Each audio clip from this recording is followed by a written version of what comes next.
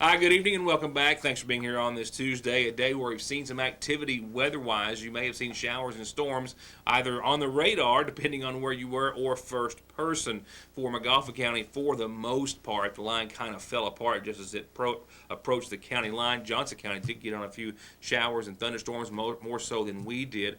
We all are in for, I think, another round or two before the week's over and before it clears up. What looks to be for your weekend for the most part. I'll update your weather forecast and talk about the next hit, which we expect tomorrow as another disturbance is tracking southeast and through the area. Then a cold front Thursday gives us another possible hit of some showers and storms. The Montgomery County Board of Education met recently, and the items on the agenda include discussion of insurance rates, the progress with the new school as to whether or not it's going to be ready for the start of the school year, which will be here before you know it, the summer lunch program, and a great deal of other business. And a third attempt to have testimony from Scotty McCarty stricken or disallowed in the upcoming trial still set for July the 5th. I'll outline those court documents and others which have been filed in the case as of yesterday and today. All that and more in just a few moments. There has been another shooting in eastern Kentucky. Police are still investigating that deadly shooting that claimed 2 lives in Pike County that I told you of yesterday, where a homeowner says that he caught 2 people burglarizing his garage and shot them in self-defense. Police in Floyd County actually responded to a shooting last night sometime before 10 o'clock in Hueysville at Maddie's Pizza Palace. It's been confirmed that 23-year-old Amanda Jackson, a Martin resident, was shot and taken to an area hospital, we believe the Pikeville Medical Center, and treated there for injuries that we are also confirming at this hour were not life-threatening. It appears to be a shootout that took place as several individuals got into some sort of an altercation and opened fire, and she was struck as a result. It's still under investigation by Post 9 of the Kentucky State Police. The Annie E. Casey Foundation released their 2016 Kids Count data today, and it sheds some light on the well-being of children in Kentucky, who they say ranked 35th in the nation in overall child well-being, 38th in economic well-being, 37th in family and community domains, and 27th in education across the nation, and 16th in health. It says they're seeing better health outcomes for kids in Kentucky and expanded health care coverage and access to quality care all plays a vital role in making that happen. The number of children, they say, without health insurance decreased by 43% from 2008 through 2014, making Kentucky 10th in the nation on that issue. It says the children and youth of Kentucky are showing improvements in education.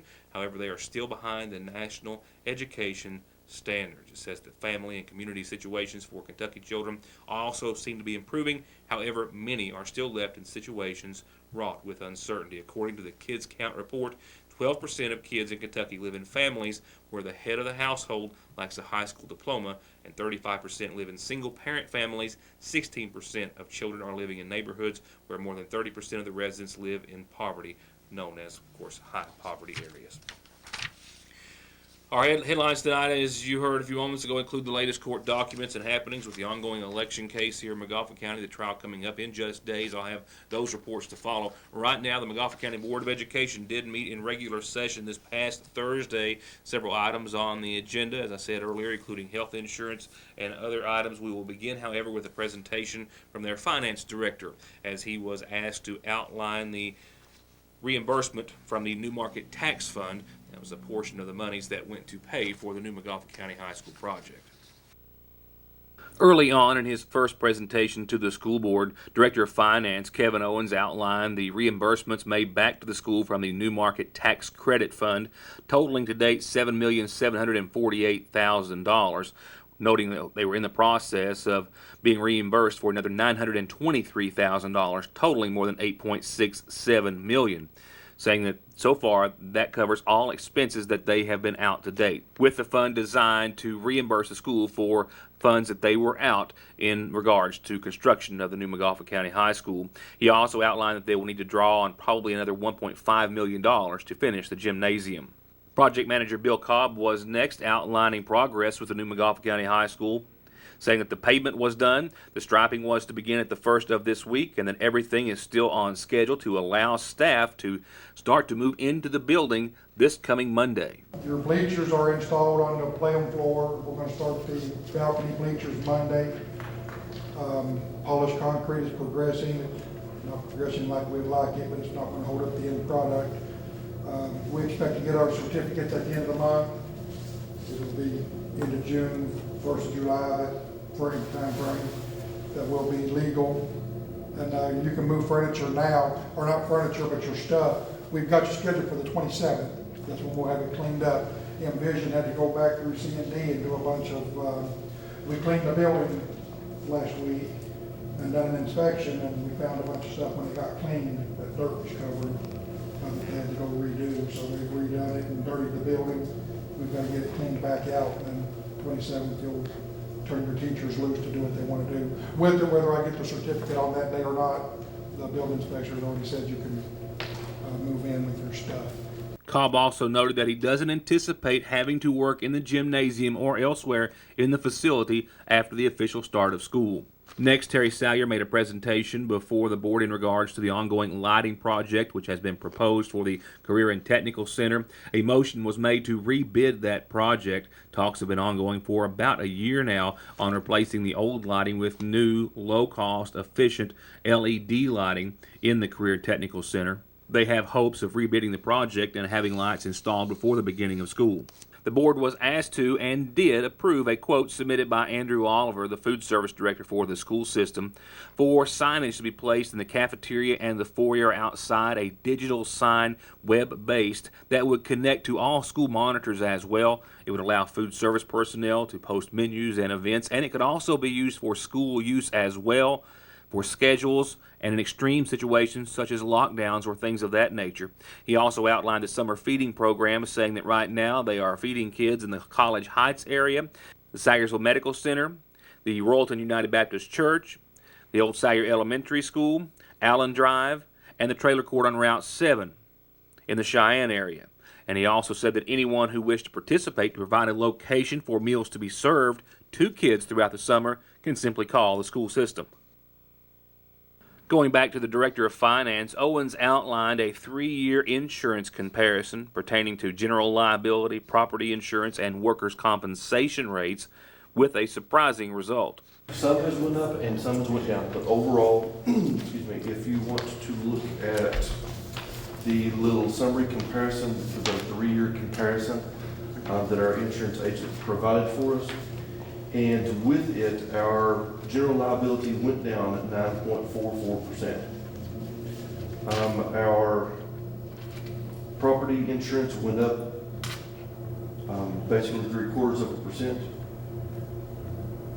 and our workers' compensation went down at 9%. But basically, between the current year and the next year, all of our insurance combined will be approximately $19,000 less. So, Absolutely. Need a motion. What's the wish of the board?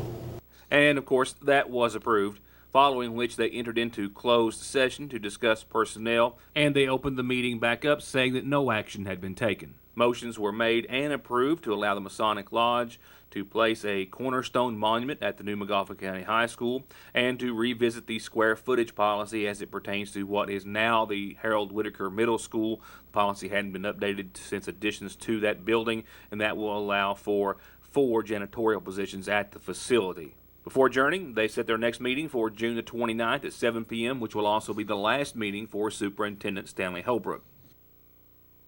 For high-speed internet starting at 15 meg for all of your gaming, movie, home, and business solutions, or to watch TV, including your favorite local channels without a contract, with hundreds of channels and digital and HD quality, and to stay connected 24/7 with friends and family, a direct line to 911, or to give your business the link it needs, choose telephone service you know is always there. Just click on their link on this site to find out how affordable the latest technology in communications can be. Foothills Communications.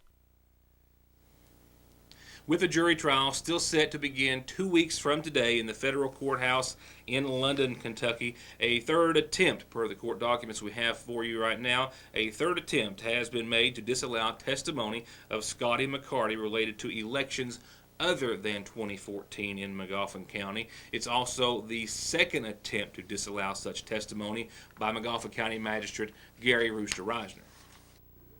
In his motion, Rooster Reisner recognizes that he had already filed a motion to exclude any testimony from Scotty McCarty pertaining to the 2010 election, and that motion was denied by the court, but that he is now filing this motion to exclude any and all evidence relating to elections of 2002, 2006, 2008, 2011, and 2012, saying that the United States has now filed a supplemental form testimony from Scotty McCarty setting forth alleged acts from those elections. Reisner's attorneys are claiming that using testimony from those elections imposes severe limitations in terms of the temporal proximity, causal relationship, or special connection that must exist between the other acts and the charged offense before background evidence is allowed to be introduced.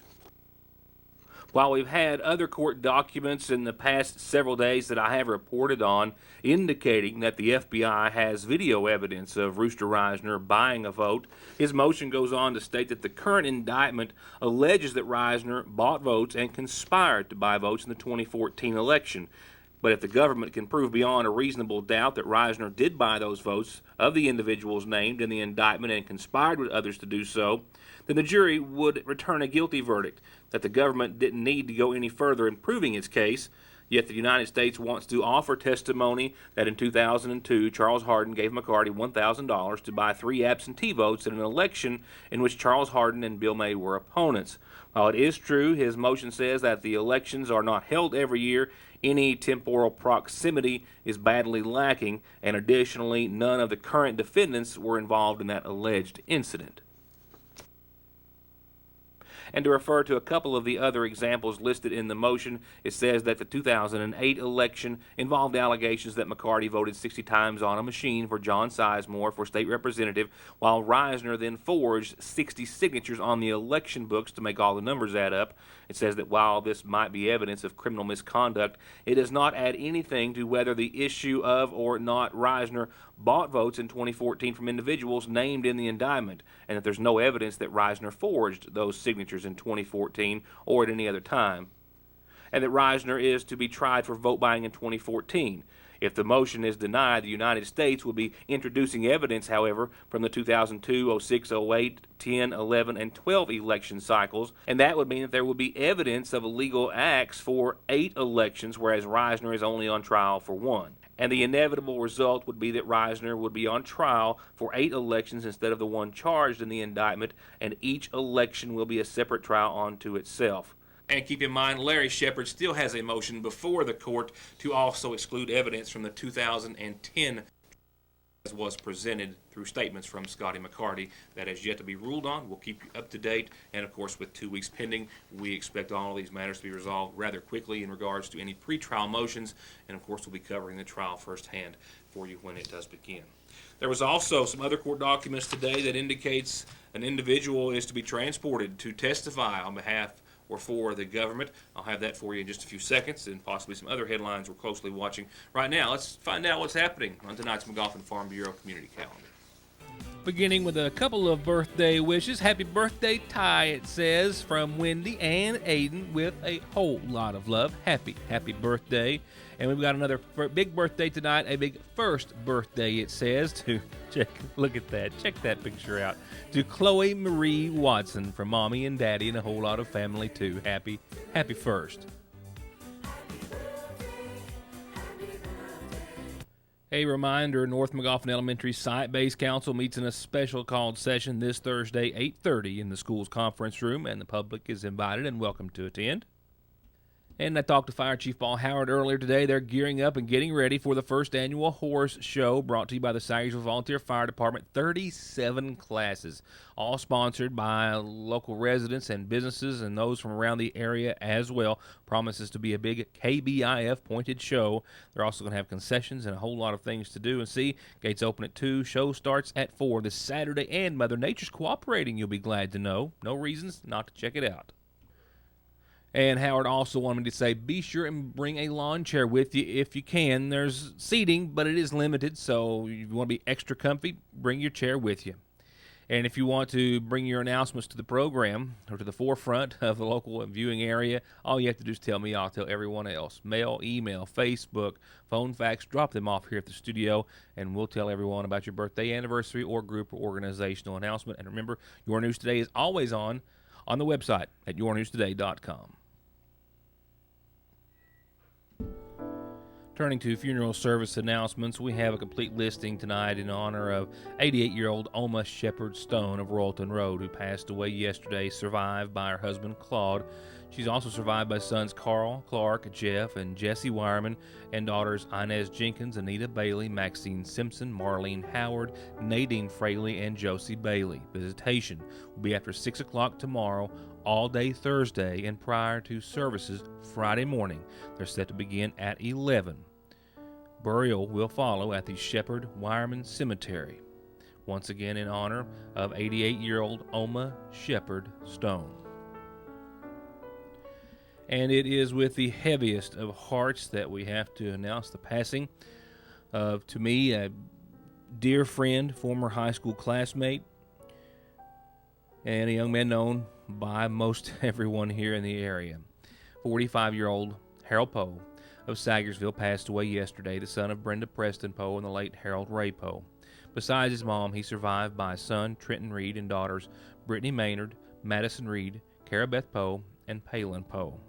Visitation for Harold's going to be after 6 o'clock tomorrow, all day Wednesday, and prior to Friday services that start at 1. Visitation and services will be from the Sagersville Funeral Home, and burial will follow at the Preston Prater Cemetery on Old Burning Fork Road.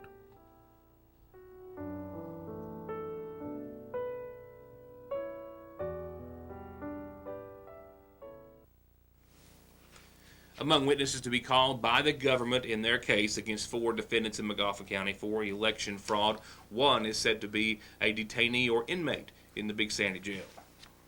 In addition to the court documents that you're looking at now, a portion of which that I already covered just a few moments ago, other court documents filed today included a 35-page document in which Larry Shepard's attorneys were outlining a list of rules that they suggest that jurors apply and abide to in regards to their performance during the jury trial, which is set for the 5th. And the other records indicate that while we expect there to be a long list of witnesses based on information that we have to be called by the federal government, that they have filed a writ of habeas corpus in regards to requesting that Roy Reisner Jr., a material and necessary witness for the United States who is now confined to the Big Sandy Regional Detention Center, serving a sentence for a violation unknown of Kentucky law, be transported by the jailer to the court to testify beginning on July the 5th at 9:30 a.m. in London. Once again, Reisner confirmed to be what we believe to be a long list of witnesses to be called before the federal jury. Now, taking a look outside after 6 o'clock this evening, we see that showers and storms, what we have seen, not all of us have, but they're starting to pull out of the area and actually leaving a pretty nice evening behind. It's clearing up pretty decent. Some folks in eastern Kentucky did get on some heavy rain, a lot of heavy lightning as well, and some wind gusts. And for the most part, most of the viewing area escaped that, and that is always good news. So we'll see a bit of a lull in the action tonight, but expect it to pick up again tomorrow afternoon into tomorrow evening with another and potentially a greater hit on Thursday. We'll work up to that in just a second. Tonight, 65 degrees, partly cloudy skies. The chance of showers still showing 60%, but you saw the radar, and they're winding down, and that's going to be all of it for tonight. For your Wednesday, let's not skip an all-important day. We do have a 50% chance of showers and thunderstorms, mainly after 7 a.m., but I think tomorrow into the afternoon, that chance will maybe even increase throughout the afternoon. It will start to wind down before 11 o'clock tomorrow night. Nothing real severe, I don't think. Nothing any worse than today. It's Thursday that seems to be looking a little more likely because as we see temperatures tomorrow around 85 and 72 for your high and low and mostly cloudy skies, we're going to see the sun make an appearance Thursday. And while we're expecting that 87-degree high, out and ahead of another front that's coming through, we might see temperatures jump up above that even, and that'll add a little fuel to the fire, and it could fuel some showers and thunderstorms, could mean some hail, winds, heavy rain. You know the drill. So keep in mind a bumpy road tomorrow and possibly one on your Thursday as well, with temperatures in the mid-80s across the board. We will see the mid-60s for nighttime lows Thursday. And then after that cold front comes through, some clearing and somewhat cooler skies, at least to a degree or two. It will feel cooler than it actually is, I think, by comparison at least. Mostly sunny degrees, a 10% chance of some showers lingering before, say, 7 a.m. Friday morning. I didn't even put it on the screen. 84, 64 for your high and low, clear, and a nice end to the work week. And for Saturday, a little patchy fog to start it off, but otherwise sunny and 88. Sorry, I had to hit the mute button there to clear my throat. 67 for nighttime lows on your Saturday. Humidity levels not too awfully bad, not as bad as they will be on Sunday. It will be sunny and hot. We'll see the 90s make a run at Sunday, and we'll see sunny and hot conditions combined with a slight chance of showers on your Sunday as well. Looking ahead just a bit down the road next week, Monday, upper 80s and a 40% chance of showers and storms. Ditto for your Tuesday as well. So, hey, it's officially summer. We've got it all here in Kentucky. Not necessarily to look forward to weather-wise, but to look to happen in the next few days. We hope, however, you'll look forward to more exclusive news coverage when we see you back here tomorrow night for more of Your News Today. Thanks for watching.